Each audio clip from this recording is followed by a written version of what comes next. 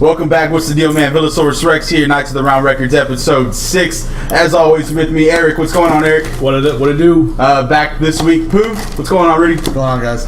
And Charles, as always, to the left of me. What's up, man? We also have a special guest in the studio, Mr. Monster Grinding himself, Michael White, fucking right.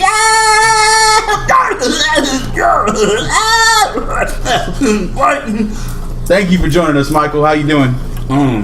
Better than bad. I can't complain. God might strike me a little lightning if I do. That's what's up. That's what's up. In my private area, he might go, and I might go,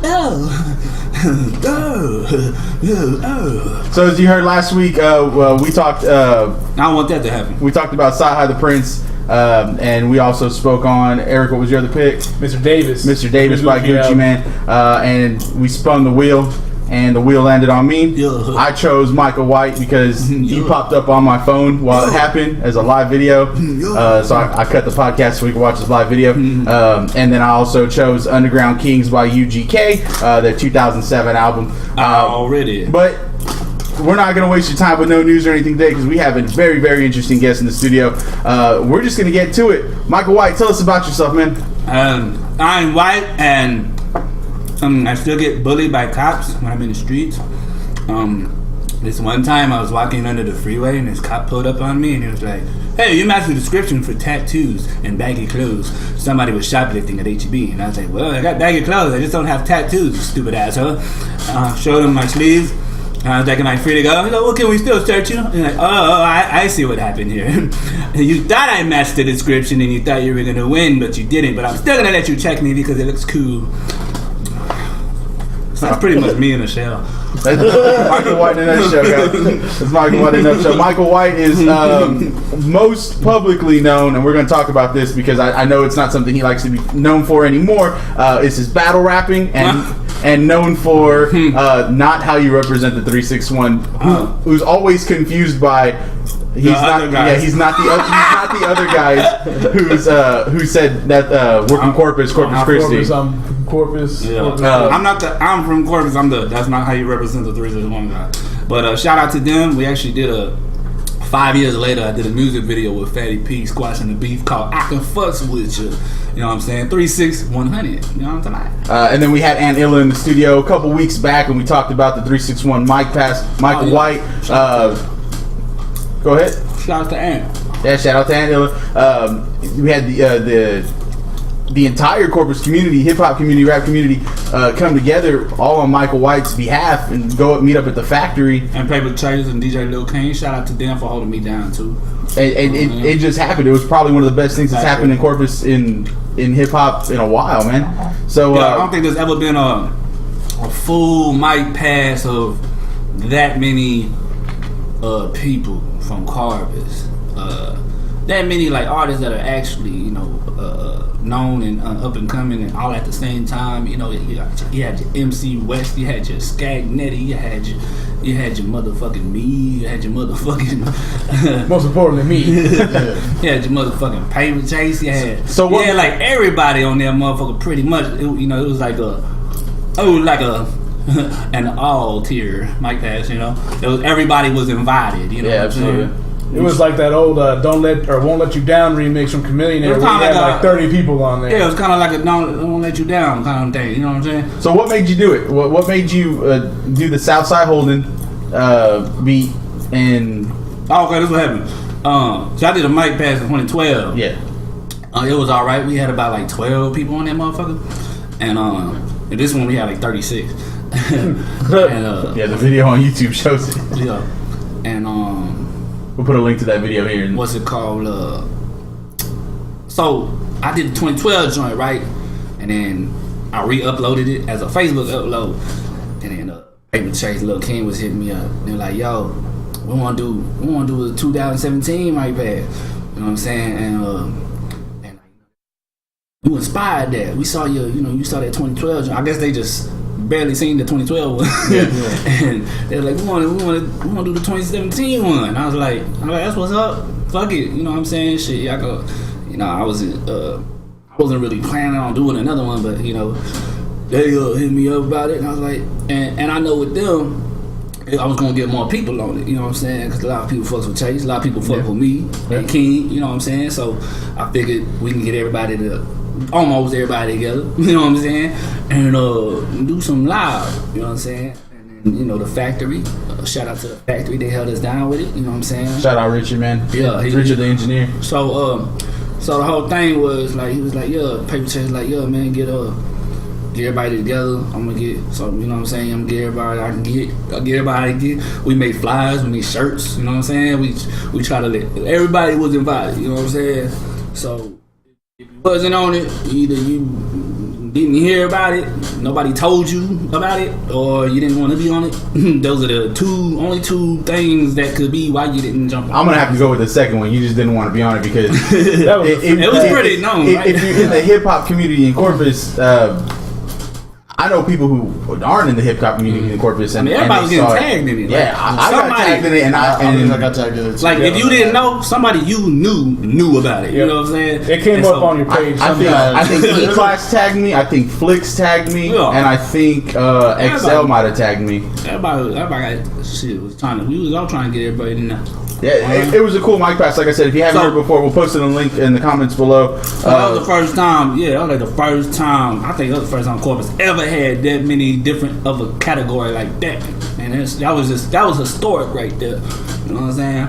Real talk. You had your mic passes and you had your mic passes in Corpus, but it was always like who you fucked with type shit. Those kind of mic passes. This was one of those like.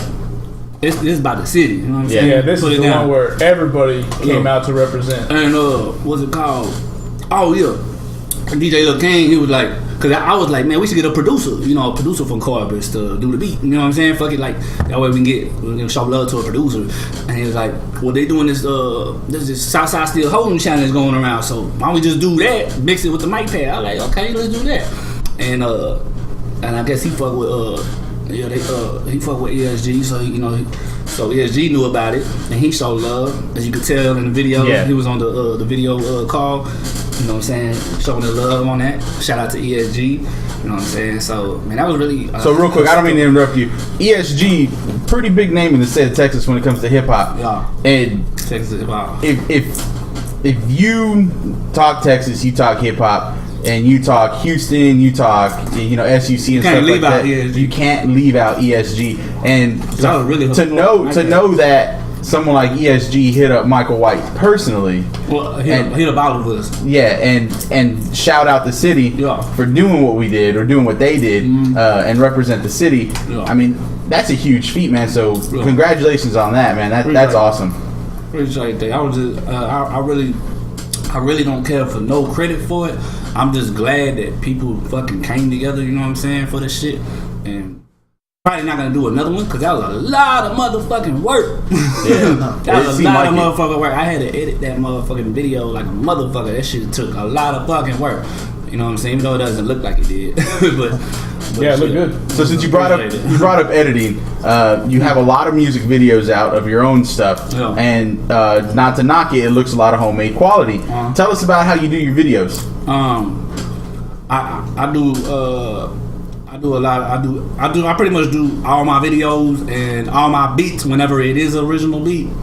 It's when it's not a mixtape beat, then it's my beat, pretty much. You know what I'm saying? Unless like I'm doing a song with somebody, then it was like on somebody else's track. Okay, it was like somebody else's beat, whatever.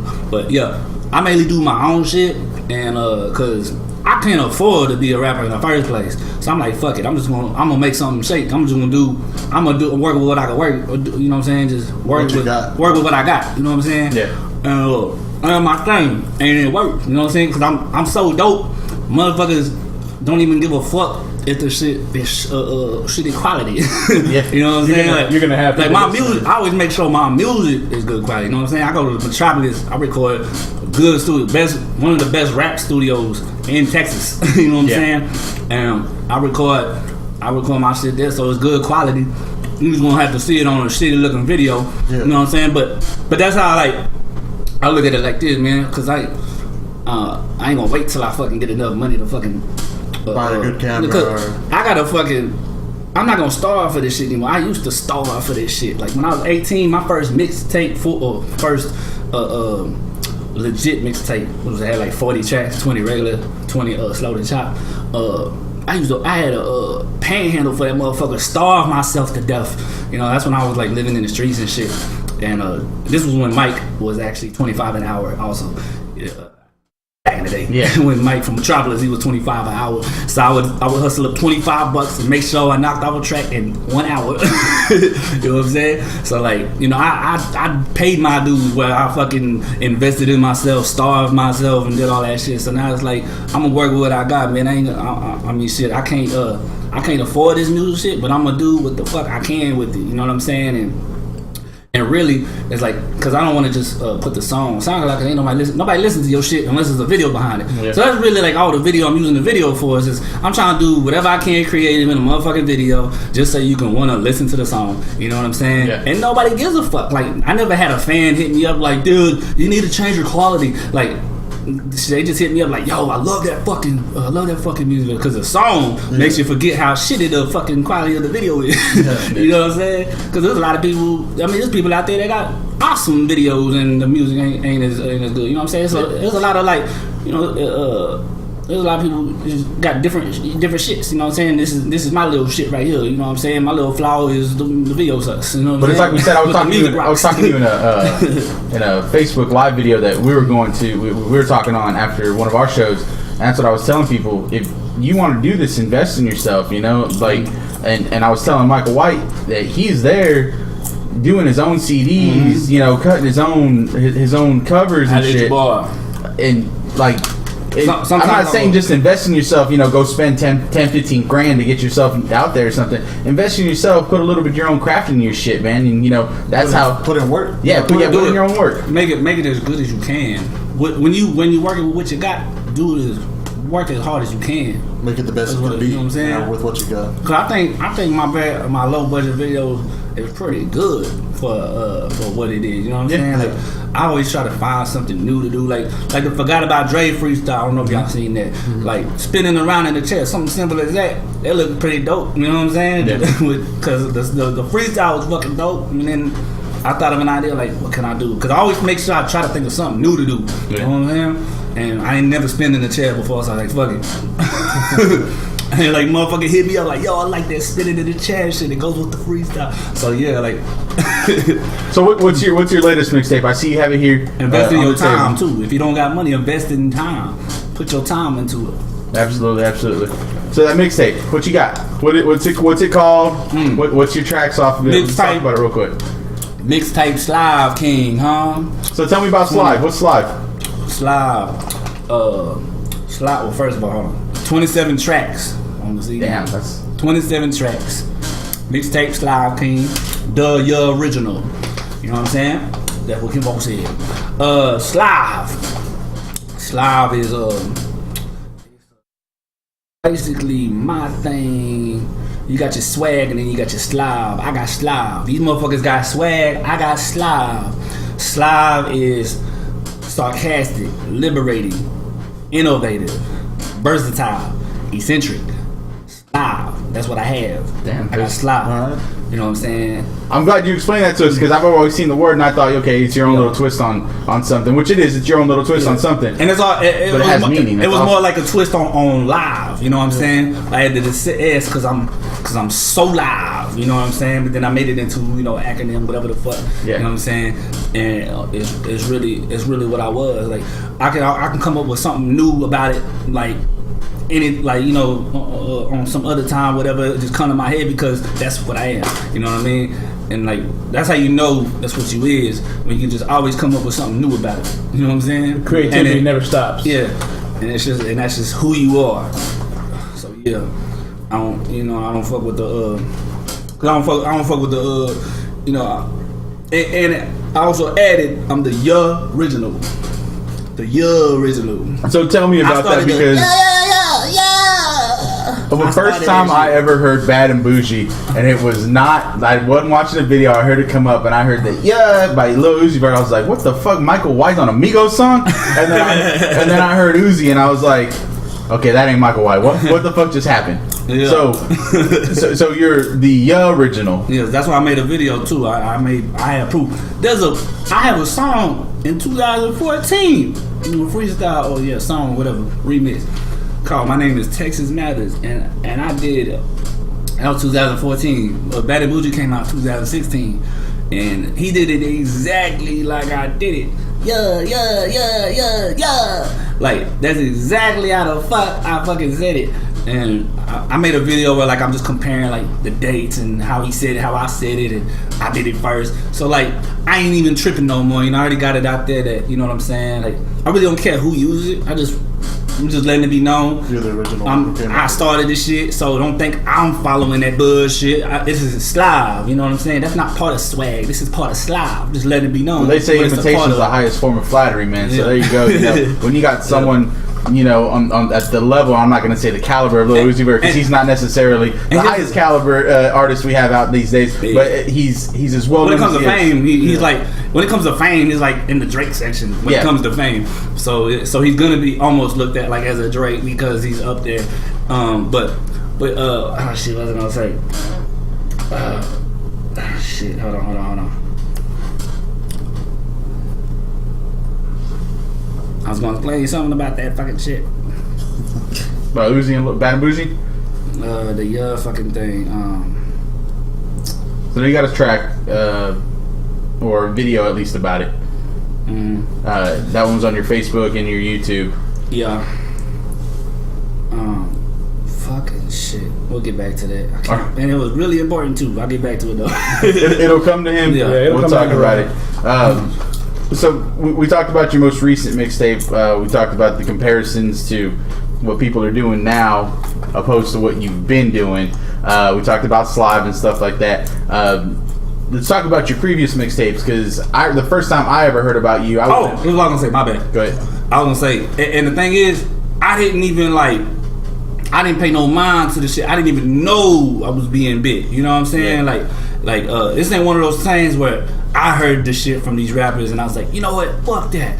I'm gonna fucking do. Like, no, my fans was saying that shit. They was hitting me up, showing me different songs from everybody, like Young Thug, fucking all that shit, right? And so the Bad and Bougie was what brought me to the fuck this shit. I'm gonna do something about it. But before that, fans was hitting me up like, yo, Young Thug is doing the way you do it. This. So they showed me, and I was just listening. I'm like, not really. You know what I mean? I just be like, nah, I don't think so. Kind of blow it off. You know, I'm just trying to blow it off because I don't feel like I really hate fucking doing this unless I really fucking just feel like I need to. You know what I'm saying? And I was like, whatever. No one's gonna notice. And then like somebody else was doing it, and somebody else was doing it, and then like I was like, nah, fuck it. Then my ex-wife hits me up, and she's the one that told me about the Bad and Bougie. I haven't even heard Bad and Bougie. She's the one that told me about it. Cause I'm always listening to fucking Commander. And fucking so she's like, hey, I was listening to Pandora this morning when I was getting ready for work, and I heard the fucking Lil Uzi say it exactly like you say it, and I was like, here we go again. I'm like, let me see. I'm like, that's when I was like, whoa, this motherfucker stole my shit. You know what I mean? So, like I said, I did the same thing. I was like, that's not Michael White. See, that's what happened. I wasn't even looking to do this shit. Like, people were just like, yo, check this out. And I'm seeing posts like, you're in a better Bougie song, sound like Michael White. So that's when I had to just do it. All you gotta do is start telling people you're a ghostwriter for Uzi, but you only ghostwrite his ad-libs. I ghostwrite ad-libs. Right. I ghostwrite his ad-libs. I'm Uzi's ad-lib ghostwriter. So, like I said, the first time I ever heard about you, I was in a homeboy's truck. I remembered exactly. We were driving over the Harbor Bridge, and he goes, hey, check out this mixtape I grabbed from this dude at the corner store. And he threw it in, and it was the Michael White House. That's one of your albums, not one of your mixtapes, right? Oh, okay. Yeah. You want to talk about investing in your motherfucking self? Let me tell you a story about that motherfucking album. Man, that was like 2013, right? Yeah. Man, I was I sold my car to a car loan, right? I made a car loan for the car, whatever the fuck you want. Like a title loan? Title loan, there you go. Yeah. For $1,200. I got $1,200 from that bitch, right? Yeah. Was it 11? I got 12. I got 12 or 1100. And I got 12. I got to keep 100. So and then I got there, right? Out of car. I give Mike Metropolis. I give him my $1,100. I'm like, hey, keep this. That's gonna be on however much time I can do with that shit for the album. Yeah. You know what I'm saying? So I fucking sold my car to fucking record my fucking album. I was without a car for like 6 months. You know what I'm saying? And fucking what's it called? That motherfucker. Man. Put a lot of work in that. I produced every track except for number 5 and number 13. I think it's 13 or 14. 13. Yeah. So aside from a couple of tracks, you produced the whole thing. LOB produced 5 and like 13 or something. It's 15 tracks, right? Or 14? I don't have it brought up right here. 14 tracks, and then the second to the last song was produced by him. Everything else, my beats. You know what I'm saying? I produced that motherfucker, and that was my debut album. That was pretty much my first official like actual album. You know what I'm saying? Everything else I did was just mixtapes and shit. And when you talk mixtapes, I have your Dat Piff brought up right here with your highest viewed or listened to mixtape being Texas Mathers. First thing you do... most of my mixtapes are on Bandcamp.com. Yeah. Dat Piff just has a few. But yeah, like all my mixtapes... We'll put a link to his Bandcamp, his Dat Piff, all that stuff down there. You can download his stuff and view it all. I got the... Starting from the beginning, if you want to count like just my first official like legit shits was size of shit when I was highlight. I don't want to go that far back, but 20 years old, I did the fucking mixtape "Murking Them, Leaving Them, Breathing." You get the cup on your shoulder on that one. Yeah, a few years later, I did the motherfucking. After that was the Still Murking Them, Leaving Them, Breathing. After that was the Greatest Flows. After that is Texas Mathers, and then I got the motherfucking the Best Rappers Never Make It. That made Music of the Month on BattleRap.com. I was like in the same category as Daylight, fucking Hoffa, like people with big names that I don't fucking know about because I don't keep up with battling. But we're gonna get into battling here in a minute, though.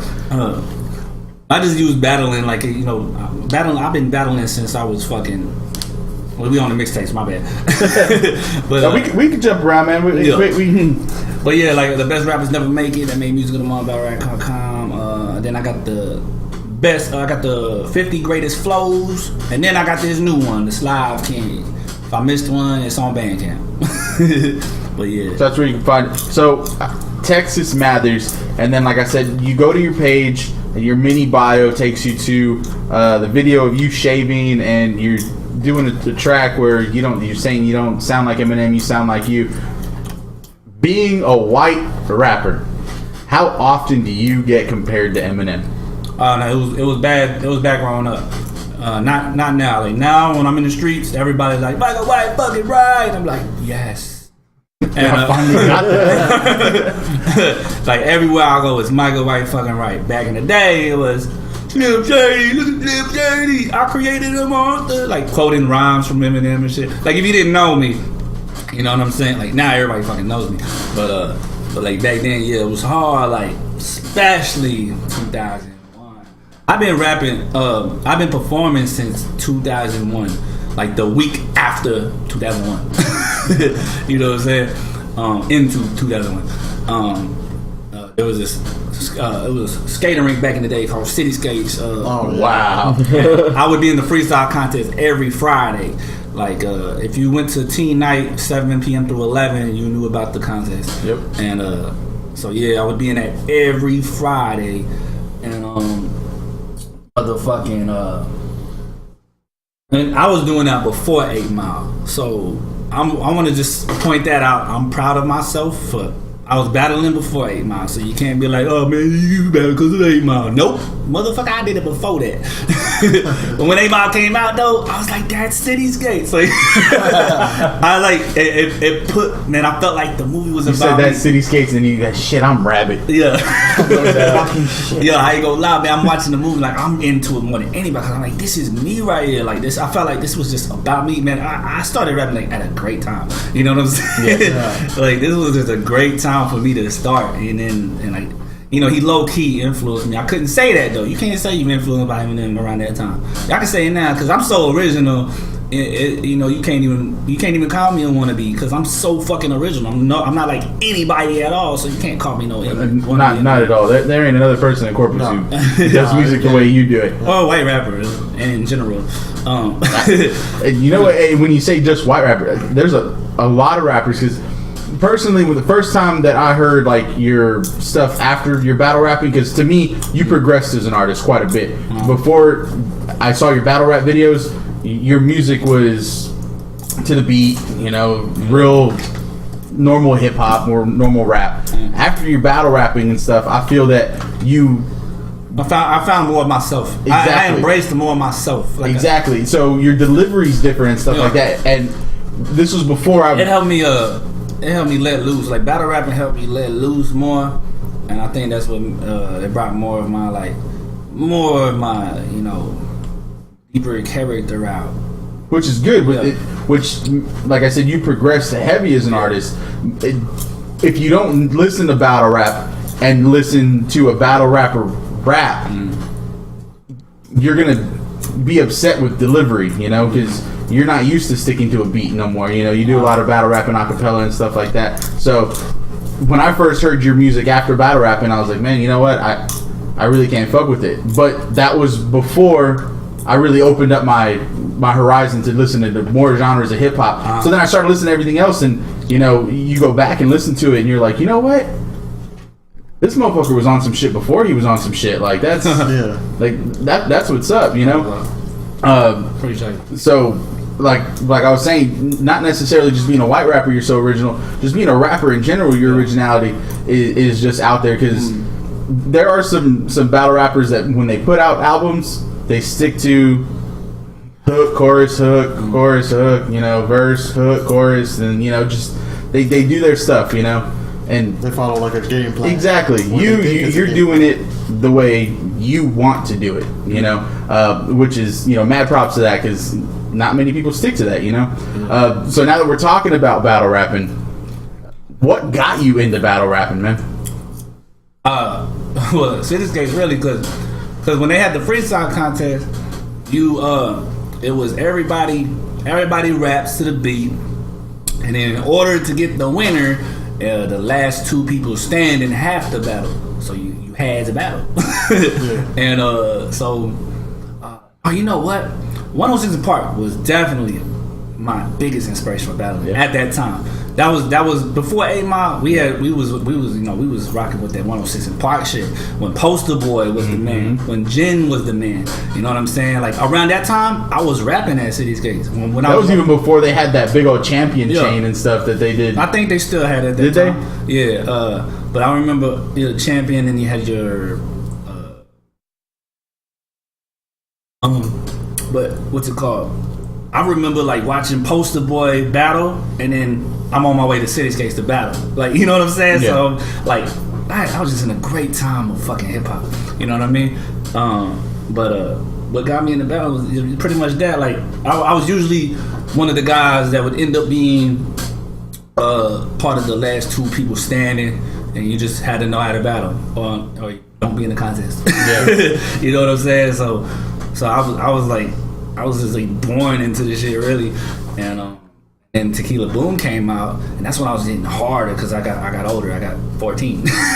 At 13, I already spent like a year fucking battling and rapping. So I turned 14. I'm at Tequila Boom, where it's like high school motherfuckers, like Skates was high school and middle school. You know what I mean? Tequila Moon was like straight high school. That was like a big deal. Like, you know what I'm saying? Like, you can go show out over there. It's older heads, and you really had to like spit some shit. And around that time, you had to spit some shit. You know, people were smart back then. You know what I'm saying? Yeah, absolutely. Kids were smart back then, so like they was looking for bars. You know, not like now. Like kids today, they don't give a fuck as long as you're like I put it in my Rari. Put it in my Rari. Like you can do that now, and you good. That was a hint right there. Michael White just put out a banger on it. but yeah, like so, and I remember I even won a rap. I even won the contest where at Tequila Boom, where the winner gets to open up for a concert. It was Cash Money. It was Big Timers. When Big Timers had Get Up Boo, let the gun down, coochie. Back when Baby paid people. Yeah, no doubt. Before the Play-Doh steak. So I won a battle where I got to, and my prize was to open up there. I got booed off there because I didn't have a song ready. Well, I wrote a song, I recorded it at some bullshit studio. I don't know where the fuck this was at, and the sound quality was so fucked up. And I didn't know it was gonna. I thought it'd be louder if I perform it, and I could just kind of lip sync it a little bit, and I couldn't because it wasn't. The quality was so low. You can tell I'm lip syncing, and then I got fucking booed, and so I was like, that ruined my fucking reputation for years. Because even though Facebook wasn't even around or MySpace wasn't even around, like I don't know how the fuck everybody knew about that shit. Like when I was in the hood, like every hood I go to, hey, you the one that got booed off at the Big Timers, right? And I'm like, yeah. They were putting that shit in encyclopedias just to fuck with you. No doubt. They were like, it's all good, man. Just keep doing your thing. And see, that's the inspiration you need. That's what you need to surround your people with. To surround yourself with those kinds of people. Because without that little bit of motivation, do you think you would have stuck around doing it? You know what helped me out was when Lose Yourself came out, and he had that line in there. I got chewed up, spit out, and booed off stage. I got the chills when I heard that shit. I was like, okay, we can make this. We people like us make it. Yeah. I was like, we can make it. We get booed off, we gonna make it. We should keep on spitting. So I mean, M was definitely a great influence, but you couldn't be like him. You know what I'm saying? And that's why I had like the bangs. I had like gel bangs and shit. I tried to make sure like my hair was not like his. I had Proclaim gel you get from Sally's that turns your hair black. You know what I'm saying? My homeboy's sister, she had, she used the gel for her weave and shit. And I would like go before I go to the bus stop, I go inside their house and grab some gel real quick. And I had the white people gel. My mom got me, then I go to them. My homeboy black, you know what I'm saying? And I would grab their black people gel and put it on my head, and it'd be hard, you know what I'm saying? You know what I'm saying? And it would turn black and shit, and I was like, yes, I'm not Eminem. And then it was a big deal. Like, yo, there was this one time, I remember this, I was at the mall. Like, this is how serious it was. I was at the mall one time, I had my hat on, my do-rag. No, I think I just had my hat on. Yeah, I might have had my do-rag too, I don't remember. But like when I didn't have gel on my head, I had to keep it. I made sure I covered it up with a hat or something so you couldn't see. Cause I have like really strong blonde hair. When it grows out, it's really blonde. It's dirty blonde. And so yeah, I remember this one.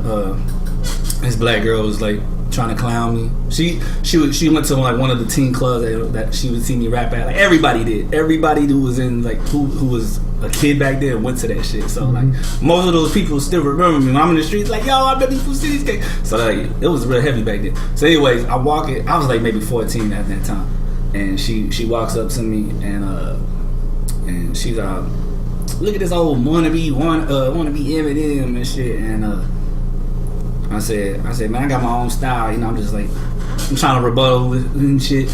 And she's all like, man, let me take your hat off. And I'm like, nah, man, leave me alone. And she grabs my hat, takes it off, and she's like, I knew it. I knew he had blonde hair.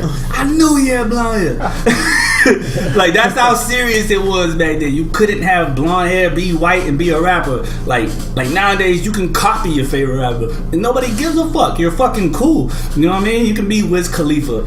You can have the fucking little patch in your fucking fro and be Wiz Khalifa, and nobody would be like, you're being a fucking wannabe. Like back then, man, you was done. You know what I'm saying? Like, and I think that's why I'm so original, because people like that pushed me. to fucking be so. I think we grew up in an era where if someone called you a little bitch, you didn't go home and cry to mom and you know say there's bullies. You were like, man, fuck, I ain't no little bitch. How am I gonna show them I'm not a little bitch? You know. So you had to be hard. Exactly. So I'm over here on versetracker.com looking at your battle raps. Total of 44 is what it shows on here. How accurate is that? Verse tracker. Yes. Yeah, that sounds about right. 44 battles, starting from 2010. And you're almost at 100,000 total views on your battle raps. No, I think it's 972,000. Yeah, 972. Yeah, that's damn near almost 100,000. You got more views than us, plain and simple. Yeah. But so he's close to 1 million. He's close to 1 million. Yeah, I'm close. Oh yeah, close to 1 million. My bad. You're off by like 90%. Wow. Yeah. He was taking 900. It's that CCISD shit. So I don't fuck with that CCISD shit. So Eric had a couple questions about battle rap. Eric. Yeah, man. I was really just curious because you know, of course, you go into a battle, you're gonna get roasted. There's no way around it. Yeah. So I'm wondering if there was ever anything that somebody said to you in a battle rap that really affected you, or obviously you're not going to show that it bothered you up front and everything, but whenever you leave the stage and leave the area and everything, was there anything that ever really not hurt your feelings or anything, but stuck with you? No, if anything bothered me and I didn't get to rebuttal it, then I would just rebuttal it in the next battle. And a lot of us did that. You know what I'm saying? Like. And remember when you you know, you just look at the camera. Come back at it with another one later. Yeah, like it wasn't really no thing, man. You know what I'm saying? Like, and it didn't bother me per se. It was just like I need to rebuttal this, or I'm not on top of my shit. Yeah, I'm not gonna be on top of my shit if I don't rebuttal this. And that's how you kind of stay undefeated when you make sure everything you need to rebuttal gets rebuttal. You know what I'm saying? And I mean, that's all it was. It wasn't no thing after that. Yeah, I get you. Another thing, you had mentioned earlier that you don't like doing diss tracks or anything like that. So I was just curious. I like it. I think it's just more. Go ahead. Well, the way that you said it's one of these things that you don't want to do unless you absolutely have to. Mm-hmm. So when's the last time that you had to do a diss track? What the hell? I got one coming soon. He's lost in the brownie. I got one coming soon. This dude named Trippie Redd. He's like this new big rapper that came out. Heard of him. Didn't that dude need a $100 bill? His real name is Michael White, huh? Didn't that dude need a $100 bill after you lit it on fire? Trippie Redd? I think you're right about that. Right, you lit it on fire, then he ate it. Yeah, he did. I didn't know that. There's like some video. Yeah, it's fucking weird. Lights a.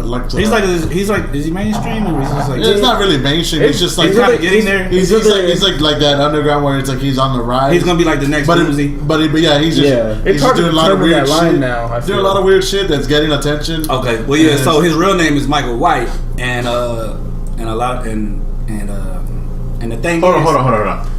There's another Michael White that raps, but goes by a different name. Yeah, Trippie and Redd. He's beefing with you. No. Okay, so he's not beefing with you. Let me tell you. Okay. So people would hit me up again. They always let me know when somebody's. They do. They always let me know when someone's stealing my shit. Instigating like a motherfucker. And I'm like, how did you come across this bullshit? But anyways, what's it called? Someone's like, hey, this guy's real name is Michael White. I was like, he only goes by a Trippie Redd. I was like, okay, that's whatever. But it's like this though. Like, how the fuck do people know his real name? Nobody knows who the fuck Lil Uzi's real name is or Lil Yachty's real name. You know what I'm saying? He must be kind of promoting that name too. You know what I'm saying? Michael White. So, but then I was like, whatever. It's Trippie Redd. He goes by a rap name. I'm cool with it. Then I started seeing like pictures being shared from Facebook. One of his Facebooks, he goes by Michael White. You know what I'm saying? And he's like saying Michael White 1400 gang or whatever the fuck, you know, just kind of boasting about his name, and so he doesn't exactly just go by Trippie Redd. Like his fans know him by Michael White now also. So I just feel like I have to fucking stand up for myself and be like, you're not the real Michael White. You know what I'm saying? I'm doing Will the real Michael White please stand up? I'm doing. I'm dissing him on the real Some Shady beat. Nice. You know, what definitely I'm something to look forward to. So it's just so that's a diss I got coming soon right now because he has my name and it's like everybody knows, but and I think it's just like I think it's a great way to just to get some promo. You know what I'm saying? Yeah. You got my name. I'm gonna use fucking use that to my advantage. Wait till he calls himself Miguel Blanco, and then you're gonna fucking get pissed. Then the shots will really start coming. Shots fired. What's it called though? My last disc before that shit might have been the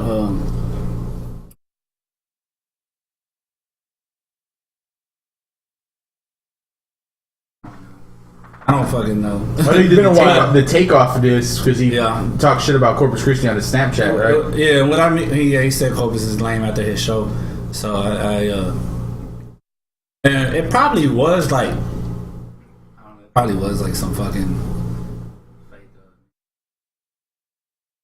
I got him on Snapchat. I never saw that. No, it's not. Yeah, it might have been some fake, but it's takeoff for me. It's fucking him. You know what I'm saying? Like even if not shoot it right? Even if it is like fucking like people think it's real, and like and I'm gonna stand up for my city. It's on the internet, so it's real. Yeah, I'm gonna fucking just stand up for it. You know, because it was like everybody knew about it, and everybody thought it was real. So I was like, fuck everybody got pissed. And I was like, that. I don't like Migos music anyway. So let me just fucking. This is my chance to just diss them and use this. A lot of people were mad about that, so I think it was a good opportunity for you to go on top of all that. And a lot of people got views. I always wanted to diss Migos.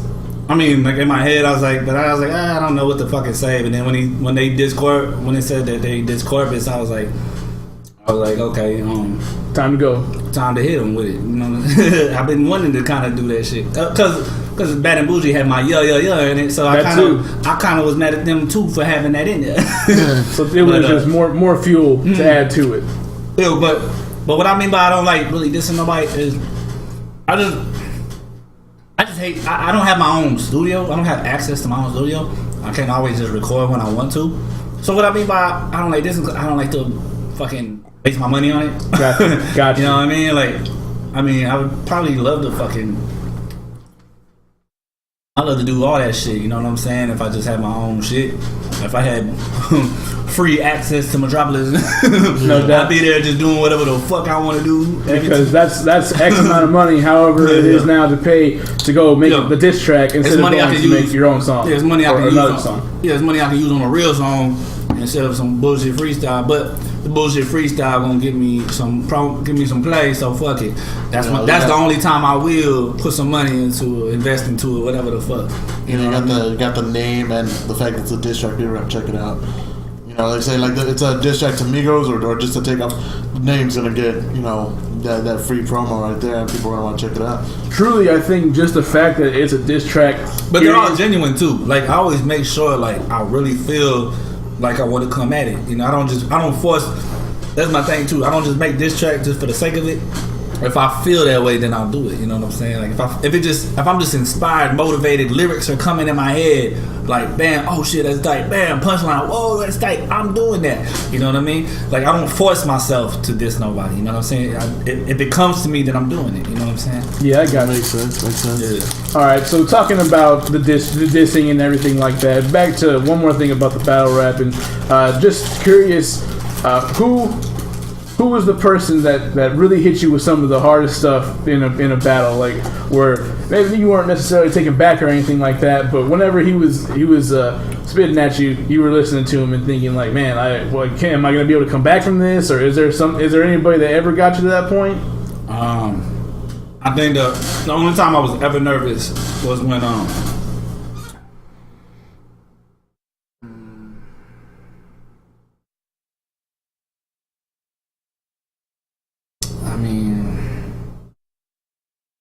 quite a bit to go through, huh? When Japanese Jesus said I'm gonna go to, when he said that Selena line, that's when I was like, fuck, I really need to come back for this. You know what I'm saying? Like, those are the only times I get nervous. Is when somebody says a Selena line, because I always gotta fucking think of something new. Because like you said, you stand up for your city. So. Yeah. You gotta come up with something that's gonna overshadow that line. Those are the ones I'm nervous about the most. When somebody disses Selena, I gotta write something in my head. That's a real shot. Yeah, I'm like, fuck, okay. And while they spit, I'm writing something for that. So yeah, like, and then I came back hard with it. People love that rebuttal I did. I don't know if y'all seen that battle, the Japanese Jesus battle. I think I just saw it today. Yeah, like, man, everybody hit me up. They're like, yo, you got back on that shit. Talk about how he couldn't climb the fence and shit. Like, you know what I mean? So they was fucking with it. So I'm like, yes, I did my thing. Like, you know what I mean? But I get those are the ones I get nervous around. I'm like, fuck, I need to come back with it. You know what I'm saying? So this will be the last question about your battle rap, and we'll move on to another topic with you real quick. Who was your most favorite battle? You versus so and so, the one that you enjoyed yourself the most. G baby. G baby. Yeah. When I battled G baby, she was the first female Freestyle Friday veteran on 106 and Park. First one to go to first female to go to the finals or some shit. She was real big on that 106 and Park shit. And she from Austin, so TBL is Austin based, so they thought it'd be dope. And then, you know, and Michael White's like, he's the popular one on TBL right now. Let's put him against G baby, and it worked out. Man, it was great. My first time battling the female, and I just had all these great punchlines for it. You know what I'm saying? I had so much fun. R.I.P. SB, man. He was he was the one like you hear laughing the loudest. He was one of them cats out there that was doing his thing out there. He had a lot of love for me. Shout out to him. Yeah, I love that. I love the fact that I love watching that, listening to him in the background. I love the fact that I had the most fun, like, because I think that was the most funniest shit I ever did too. Like, I never came up with like weird shit that weird battle. That was like the weirdest shit I came up with. I fucking loved it. You know what I mean? All right, so we're going to switch it up a little bit. It's going to be our last topic with Michael White real quick. You talked about how you stand up for your city when someone says something about it. So we had the notorious I'm from Corpus Christi guys, which you talked about earlier. And then we had your rebuttal. That's not how you represent the 361. Yeah. What made you want to stand up and say, hold on, that's not how you do it. Let's do it this way. This is a great story. I didn't even know about the shit. I was at a house party, and I hear people talking about, man, you hear that new song on the radio? C101 was playing their song. And as a joke, I'm sure. Yeah, they were playing it as a joke. Like that. Like the two guys. At first, they were playing it as a joke, but then they were playing it as, hey, you know, whatever. It's a Corpus song. And so anyways, this is how from the beginning. I'm at a house party. It's somebody's birthday. I don't go to house parties. It was somebody's birthday. I performed there. I was performing there. That's right. That's why I was there. And I hear these people talking like, yeah, they do songs, 011, it's fucking whack. They're fucking whack. And I'm like, I get in the circle, I'm like, who's on C101? You know what I mean? Yeah, who you talking about? I'm like, who the fuck? Somebody made it. You know what I mean? They're like, some guys that made a Corpus anthem. It's on C101. They're fucking whack. And I was like, man. What I'm thinking is, like, when they said whack, I just looked at it as like, they probably just got some basic lyrics and they're just fucking hating on it. Yeah. You know what I mean? So I was like, all right, whatever. You know what I mean? I'm gonna find out these guys. I'm gonna look for them on MySpace. I'm gonna ask them to do a remix. You know what I'm saying? It's like, it's popping. Like, you know what I'm saying? So I'll just put my verse on there and make it cool. You know what I'm saying? Yeah. And so I hit them up, and they was already fans of me. They're like, oh, that'd be tight to do a remix with you. I would love to do that with Michael White. And I was like, that's what's up. And then I heard their song. You know what I mean? I didn't even hear the song first. Like, I went to them first. You just went in all blind. Hey, I went in there blind. Let's do it. I just went in there thinking like people were hating at a party. Like, they're assholes. Like they always are. Yeah, they always hate. I mean, people hate on me, and I'm not fucking whack. So I'm just. I looked at it like that. You know what I mean?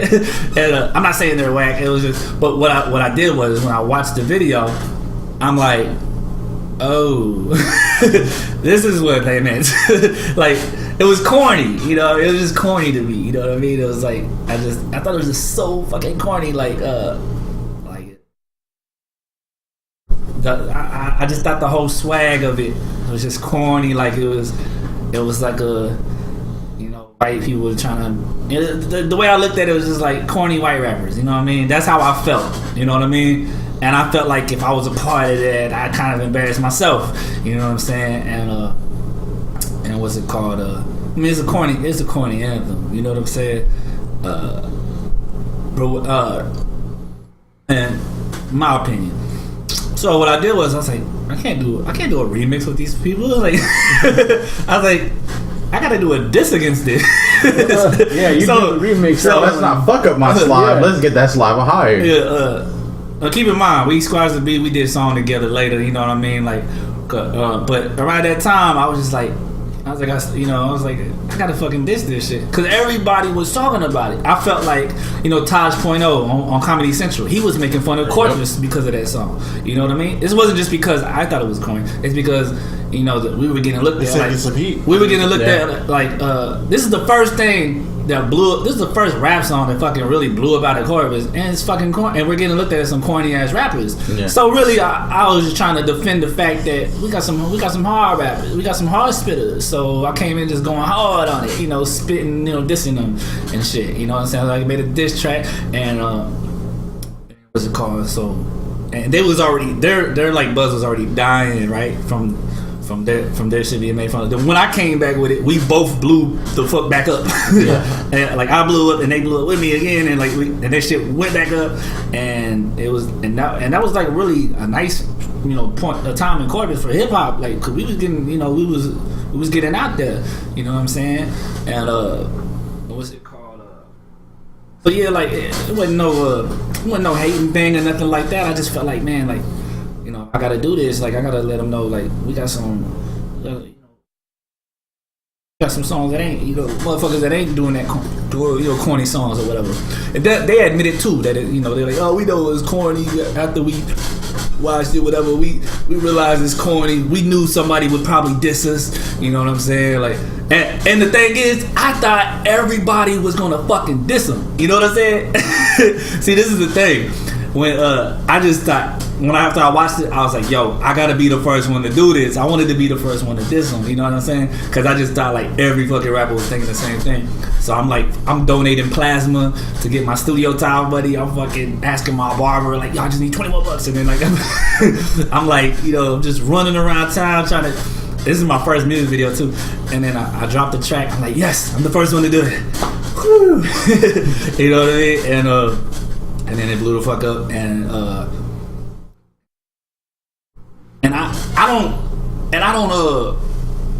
I'm not someone that likes to, you know, hate per se on another rapper from my city. Like, I don't do that. You know what I mean? I'm not, like, if I don't like your shit, I'm not gonna fucking hate on you. You know, there's like a lot of rappers here that are, you know, there's a lot of rappers, not a lot of rappers.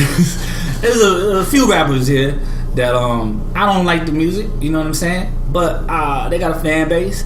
They're not, you know, they got respect, you know what I mean? They're doing it. They got a respectable fan base. They putting in work, you know what I mean? They didn't just drop like some corny song and then they're just known for being corny. Like, they got an actual fan base, you know. I don't like their shit, but they got something going. They got a little movement. They doing their thing. So I'm not gonna hate on it, you know what I'm saying? Like, I'm gonna respect that we all got like different things going, you know what I'm saying? And but that was just a different story. That was like, we were getting made fun of. Yeah. You know what I mean? Like, it was just so anyways, 5 years later, I was like, you know what? I really feel like I kind of inspired negativity by doing that, you know what I mean?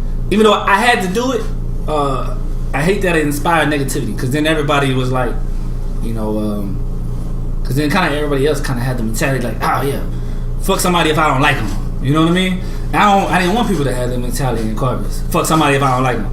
You know, because that's not what it was. It wasn't like, I don't like them, fuck them, I'm like this one. Like, it was just like, I kind of got to stand up for this shit. You know what I'm saying? Like, and so 5 years later, like, I was like, you know what? I need to kind of break this little curse that I created. You know what I mean? So I hit him up. I was like, yo, man, let's do a track. Let's squash this beef. You know what I'm saying? Call it I Can Fucks With You. And, you know what I mean? And I just felt like it was a great...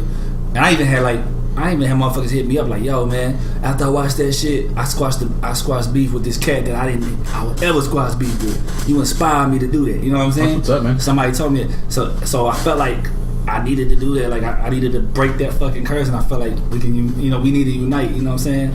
So you got the negativity and just put in the positivity. It was to give an example, like, you know what I mean, like you know, not to be against each other. You know what I'm saying? I mean, that's hip hop, man. It's all fun and games, right? You know, it was just to show, like, yo, what we did was more like it wasn't a hate. I wasn't coming at it in a hateful thing. It was just, you know, because it was like, you know, I'm still gonna, because I kind of, you know, I was still down to fuck with them afterwards. I was like, you know, to just be like, hey, you know, I had to get y'all. You know what I'm saying? Like, you made a corny track. I had to fucking diss it. You know what I mean? Like. No hard feelings. You know what I'm just saying? like the title of the track, you know, that's not how you represent the 361. Yeah. I just wanted to. I just thought it was a corny anthem, and we were getting looked at as a corny city because of that corny anthem. So it was just like, but people didn't look at it like it was just like Big Brother just checking Little Brother. Yeah. You know what I mean? Looked at it like, oh yeah, we're just supposed to hate everybody. Fuck yeah. You know what I mean? But so. What I did was, you know, I switched it. I felt like I kind of flipped there with that, and then doing these mic passes. You know what I'm saying? Like, I think that's I think I'm on a great road now for unity in Corpus, more than we used to be. You know what I mean? I mean, it's still kind of like a lot of people still like, you know, on something like fuck him.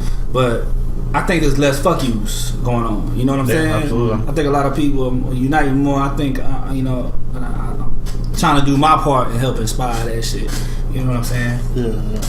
So, to go back to the song, man, you had a video for it. And I went looking for it earlier, and I couldn't find it. All I found was the audio with, you know, a picture of you holding up the album. Yeah, what happened to the video? I heard it got taken down. I heard it needed to be taken down. The mayor was in it. The mayor from that time. Lord Neal, right? Adami. Yeah. Right? Okay. Mayor Adami. He was in it.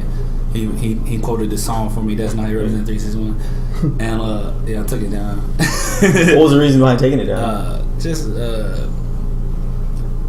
there some backlash behind it? I don't want to be a part of on the government's bad side.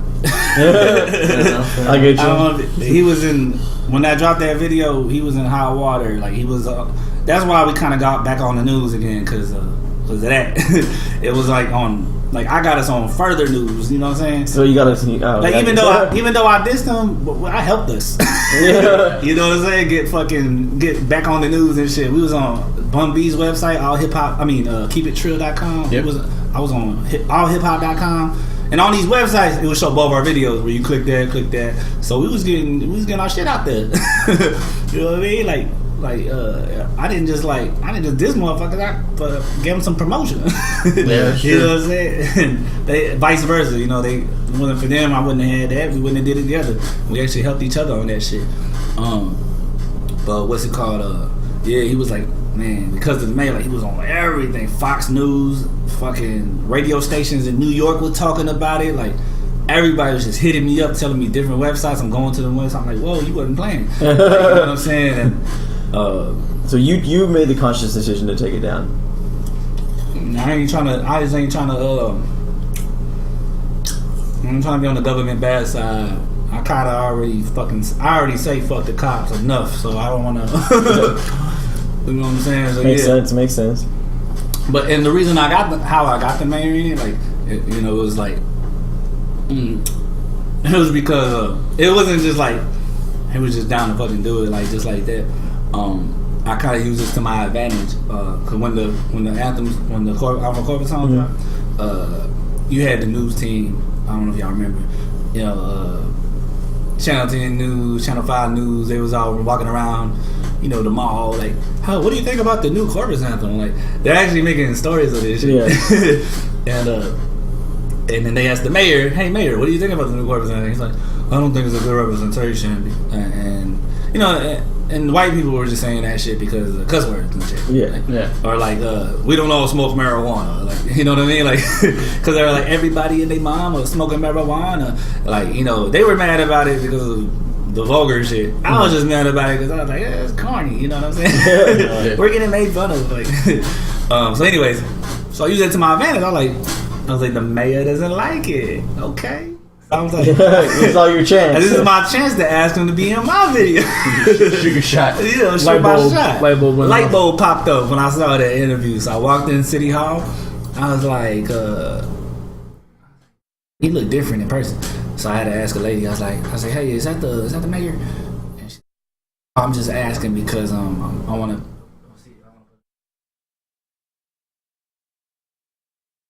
Okay, I'll ask his secretary. And I was like, walking to the secretary, and I was like walking to him, like, hey, you're the mayor, right? Like, fuck that bitch. And what's it called? Oh yeah, I'm the mayor, and I don't think he said, yeah, I'm the mayor, but you're the mayor? Yes, whatever. Confirmed he was the mayor. Hello, mayor. Nice to meet you. But I was like, oh, I'm doing you know that song, I'm from Corpus. Bad representation. Oh yeah. And I was like, I'm doing this against those people. And he was like, okay. And he gave me fist dab. There you go. He goes, okay. And he gave me fist dab. And I was like, I'm in the dope. And I was like, see, what I want to do here is I want you to say I want you to quote the song for me. All right, what do you want me to say? That's not how you represent the 3-6-1.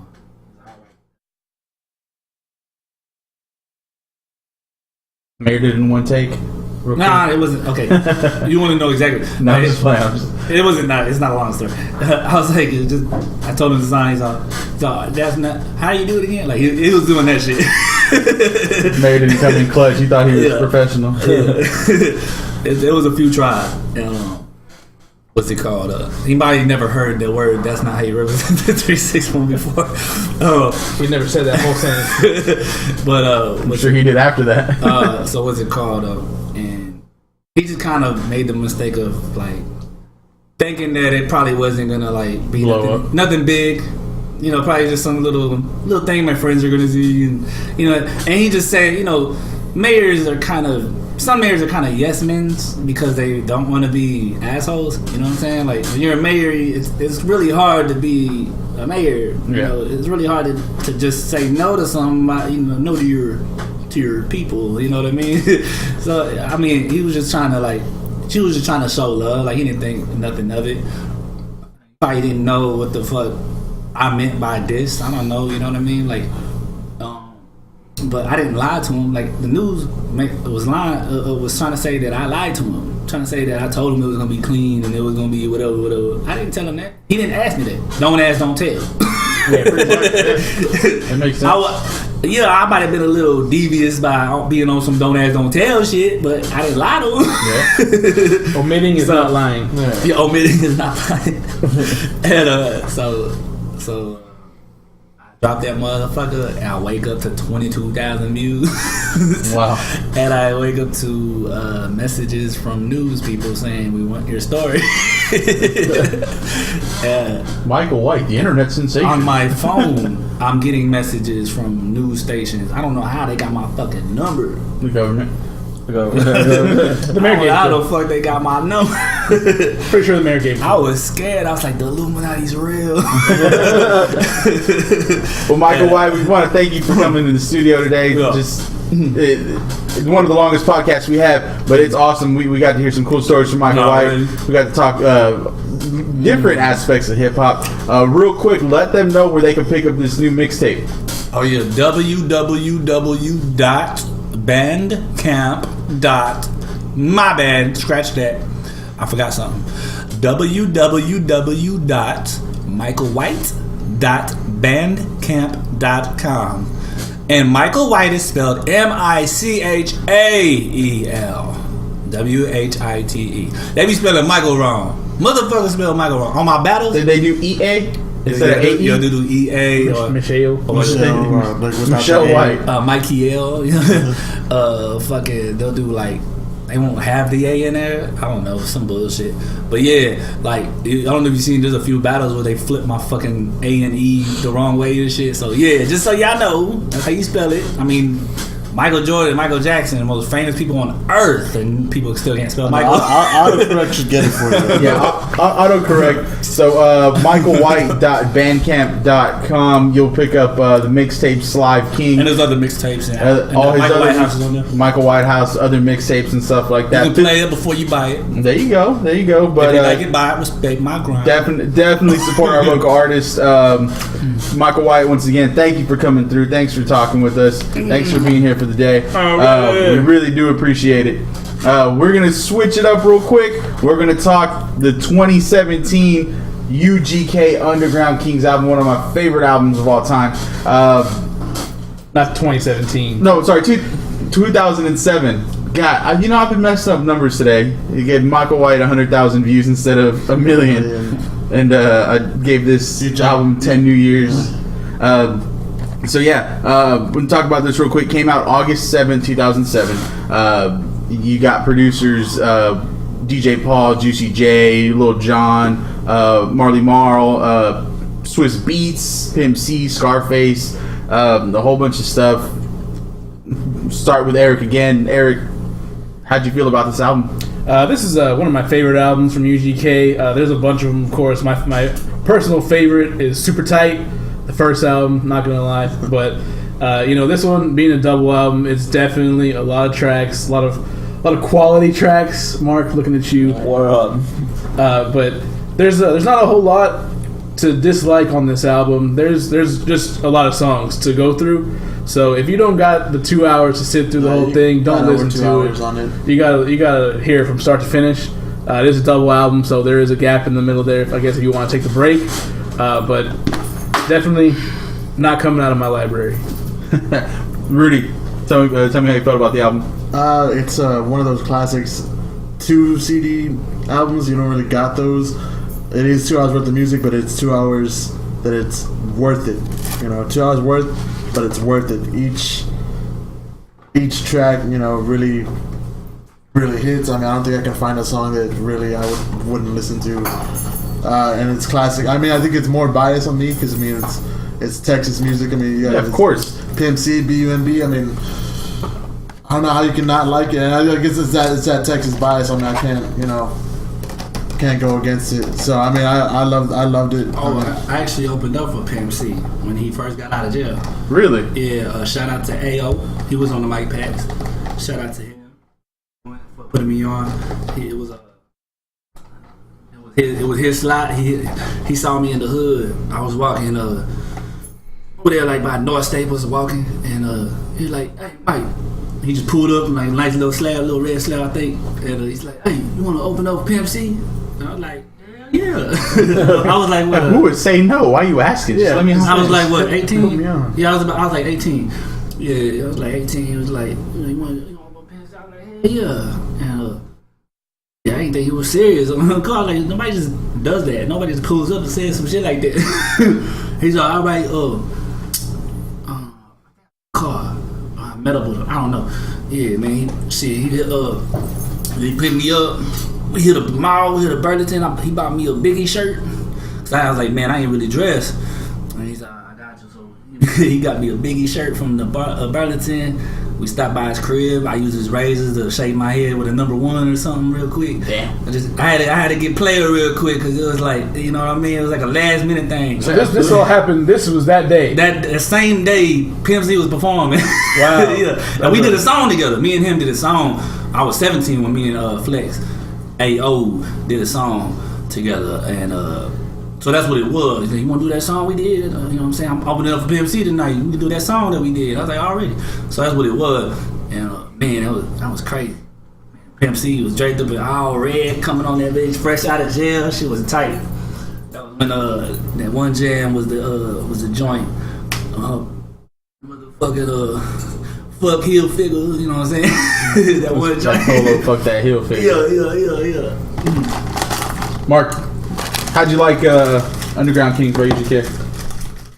Okay, so I never really listened to Texas rap a lot. The only person I would really listen to Texas-wise was Zero. and that's because we had a shit ton of Zero when I worked at FYE, and they're all locked up. They were locked up in their fucking cases next to like the heavy metal. Those are the only two like CDs that were locked up at FYE. You can go in there and get all the new releases. They're all unlocked, but you see the dedication of the fan, willing to go possibly to jail to steal these fucking. There was rap, and then there was there was your rap. And then all of the rap was Zero, was Pimp C, Bun B, UGK, and that's how I started. I was like, this looks interesting. Yeah. And then my buddy was like, this is what you gotta listen to. Hands me a Zero CD. I forgot the name of it. The dude's on the cover with his hands all cupped, looking. It's like a black CD. Oh, that's. It came out in 2008. I can't remember. Is that Crack? Crack. It was Crack. No, I don't believe Zero's albums are crack, cocaine, heroin. All of them have him on there, but I thought Crack was. I think it is Crack. And then on his feature on this album is how I transitioned into Underground Kingz. And that's where that came about. And, from someone who never listened to rap, who was just strictly heavy metal, to being one of the first, 10 rap albums I listened to was this. It was overwhelming. So I was into Outkast and, International Players Anthem. By the way, that's the only anthem you really need to stand for. If you don't stand for that, you can just... I won't yell for that one either. That and Dipset Anthem. I'll stand up for Dipset Anthem. And Rough Riders Anthem. Yeah. You got to stand for that one too. But you have to stop and then drop. But once you shut it down and open up shop, you have to. You can't do it by yourself though. You need some Rough Riders. I picked this album because, like Mark said, International Players Anthem's by far one of my most favorite songs of all time. From start to finish, even the music video, seeing Andre 3000 in a kilt, and they're saying why he dressed like Roddy Piper, like that shit just hits. It's awesome to me. I never knocked Andre for doing that shit, because he had a message behind that. It was Outkast. Outkast is the message, you know what I'm saying? I'm an outcast. I'm in a motherfucking big ass dress. Like, I saw the difference between that and what cats, like Young Jock are doing today, you know what I'm saying? Like Young Jock with the soccer mom haircut. When Young Jock did the dress. Yeah, he did that. Young Thug did a dress. Yeah. See, when they do it, it's gay. You know what I mean? When Andre was doing it, I saw the message. It was a real statement. Yeah, it wasn't just for the views. Yeah, it wasn't to start a trend. But he did it with the perm and the big shoulder pads. He just knew, the way he did it, you just knew that's Andre. He wasn't starting no trend with the shit, like trying to teach boys how to be, dressed like that or whatever. That was his shit. You know what I'm saying? Like, girls didn't even do it like that. You know what I'm saying? So, and but yeah, like I didn't look at it like the way they're doing it today is them trying to inspire little boys to be Girl Scouts. You know what I'm saying? And all that shit. Andre, that was just he was just a fool. That was just Andre. He was a genius. That was just Andre. So we got 26 tracks total on this. First disc is almost 61 minutes long. Second shy of 61 minutes. Second disc is 68 minutes, a couple seconds over. Like I said, it came out in 2007. You got a couple singles from that. The Game Belongs to Me, which, Bobby by the Pound, Whitney by the Key. That's by far some of the most notorious Texas words ever said. And then you got International Players Anthem, like you said, you can't knock that. I did a mixtape song to that beat when it first came out. That was loud. It's one of the best songs on the album, and normally what we do is we go on here and we talk your favorite track and your least favorite track. But that was a radio hit too. Yep. Yeah, it was. We don't get radio hits like that no more.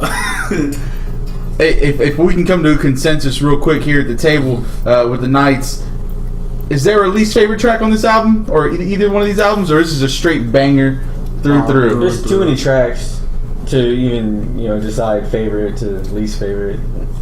I mean, to skip something, I don't think I can skip. I can't skip any of them. I don't choose. There's not one that I'm like, you know what? I'm just gonna skip Gravy real quick. Like, no, like I want to hear Gravy. You want to hear Gravy? There's not one song on here that you can't ride to. That's my my bar for if I'm gonna skip something, if I can't listen to it while I'm driving, I'm skipping the shit. And on here, on both discs, there's nothing that I wouldn't want to be driving around to. And then the features on this, that there's some of them still ahead of their time for 2007. Some of them were definitely time stamped for 07.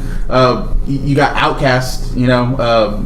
Unfortunately, we're not going to see another Outkast album from what Andre 3000's saying. And then you have Too Short. It's been a minute since we heard from Too Short, but definitely time stamped the 07 era. And then you got Slim Thug.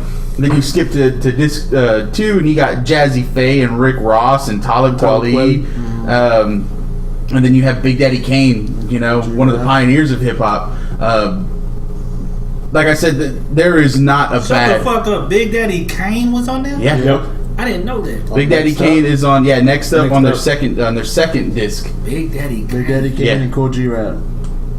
Wow, that's crazy. There's 22 features. And you know what? The even crazier part about it, it's produced by Marley Marl, which is another pioneer hip hop. Yeah. You know, so you just look at that track Next Up, and you're just like, son of a bitch, this is wild. And that's like the same time when Chameleon brought Slick Rick back. Exactly. They was all coming back. And then of course, like Charles said, you got Zero as a feature on there. So they really stuck to their Texas roots on this with Slim Thug and Zero and stuff like that. But they really went out there, and like I said, having a Rick Ross feature in 07 on a song that you're not going to put on the radio was kind of out there, but really worked for them. It really did good. Go around the table. We're going to talk our favorite tracks real quick. And like I said, we came to the consensus. There is not a least favorite track on this one. It is from 1 to 26 or 1 to 13, then 1 to 13 again.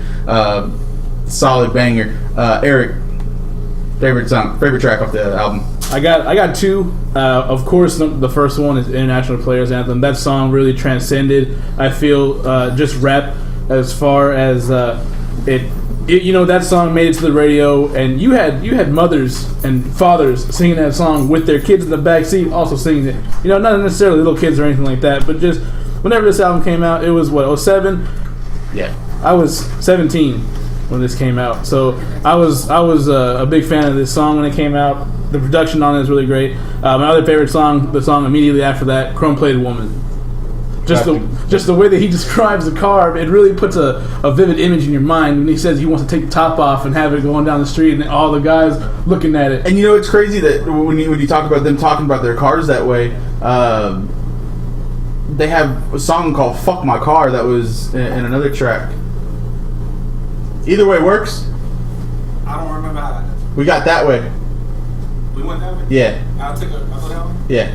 But yeah, definitely Chrome Getting my Plated white Woman. directions out the studio real quick. Chrome Plated Woman. Also, another favorite of mine was over on disc 2, the Talib Kweli feature, Real Women. Absolutely. I was listening to that on the way over here, and that's just kind of what the last one that I had in my mind. Charles, favorite track off the album? It's a toss-up, man, between Cocaine with Rick Ross. That was the first time I ever heard Rose before he was really Rose. Before I even knew, rap itself. And it was either that one or International Players Anthem, because being a Three Stacks fan, can't really go wrong with Outkast. So between the two, I mean, I'm probably going to sound basic, but it's probably going to have to be the Outkast and the International Players Anthem. Absolutely.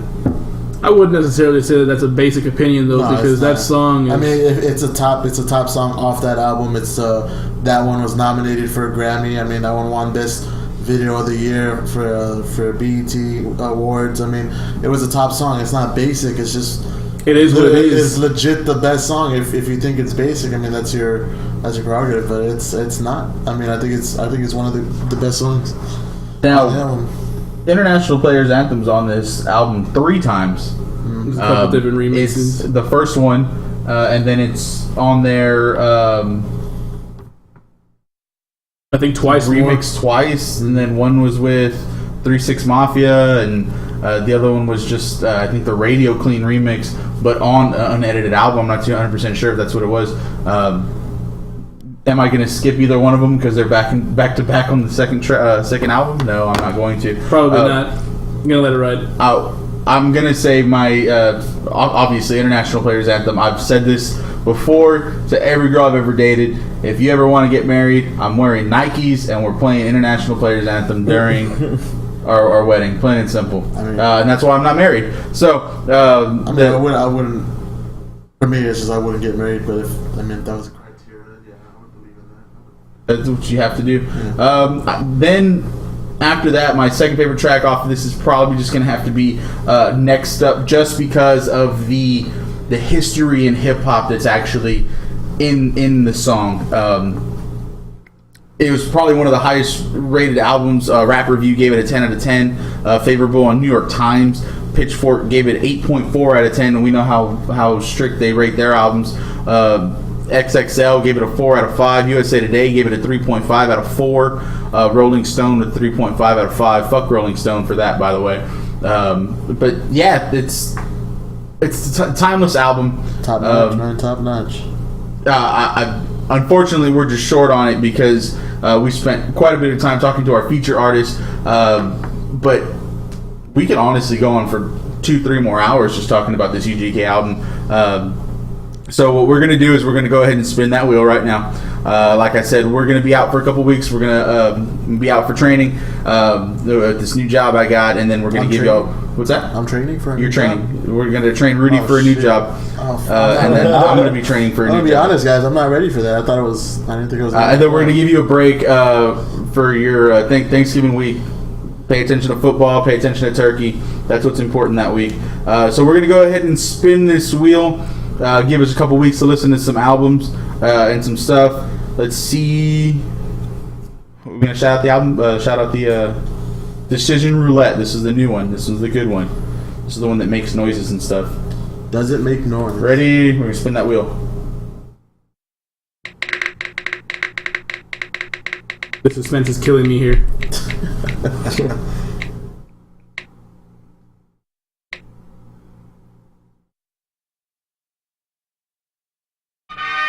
The winner is Charles. Oh. Charles. Okay. We got 2 weeks. We got 2 weeks to dissect. And we need a solid album and a solid underground artist. And we got 2 weeks, so you better get some homework done and get this artist in the studio with us. I can't, but this is someone I've been following for a while, underground wise. Divine Council. Okay. I think they're out. I forgot where they're out of, but they popped up on my YouTube as a recommended artist. I've been spending a lot of time on YouTube with this vlog. I mean, I just get caught up in videos, and I came across them one day because I was just listening to beats. It was on Pornhub. He's lying. Shut up. I was listening to beats, and I came across Divine Council. And I'm not gonna spoil it for y'all, but y'all give it a listen and just y'all know what I'm talking about. So our underground artist of the week, when we come back, will be Divine Council. Charles, mainstream album. Let's go. Run the Jewels 3. RTJ3. Recent. It man, I can't. There's not a track off that album I don't listen to. So it's been my recent since Christmas, and it's still there. So there you have it, folks. Thanks for tuning in.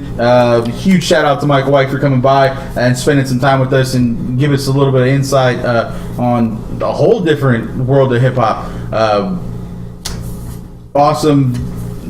Just talking about the Underground Kingz album by UGK. Links to Michael White and UGK down the bottom. Do not forget to subscribe, like, share, all that fun stuff.